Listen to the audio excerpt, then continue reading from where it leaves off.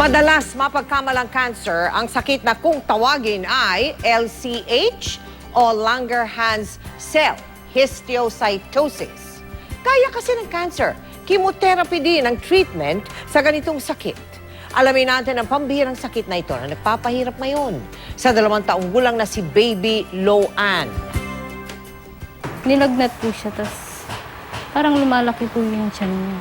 Ngayon po, nagpunta po kami ng pediatrician po dyan sa malapit sa amin. Ngayon po sabi, ano daw po, kabag lang daw naman po. Ang inakalang kabag, hudyat pala ng isang malalang kondisyon na nagpapahirap ngayon sa 2 taong gulang na si Baby Lo-Ann. Nagano na po siya 50-50 dati. Kailangan niya itubok. Tapos po pumayat siya. Tapos hindi mo na po siya makilala dati.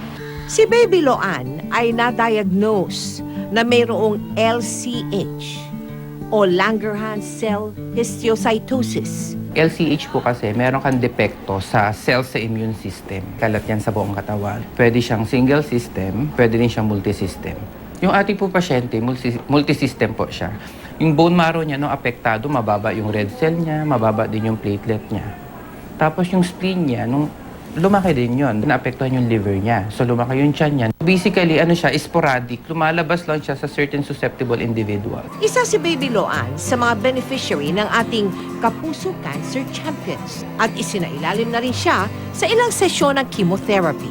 Kaya nga mahalaga na tuloy-tuloy yung treatment. Mas malaki yung chance of cure. Kasi pag naputol ka lang ng siguro mga 2 weeks to 1 month, pwedeng lumakas yung disease eh. Bukod sa dasal at pag-asa na kanilang pinanghahawakan, umaasa sila sa inyong tulong. Ang hirap po para sa akin. Ang ganito sitwasyon, pero nakaya ko po para sa kanila.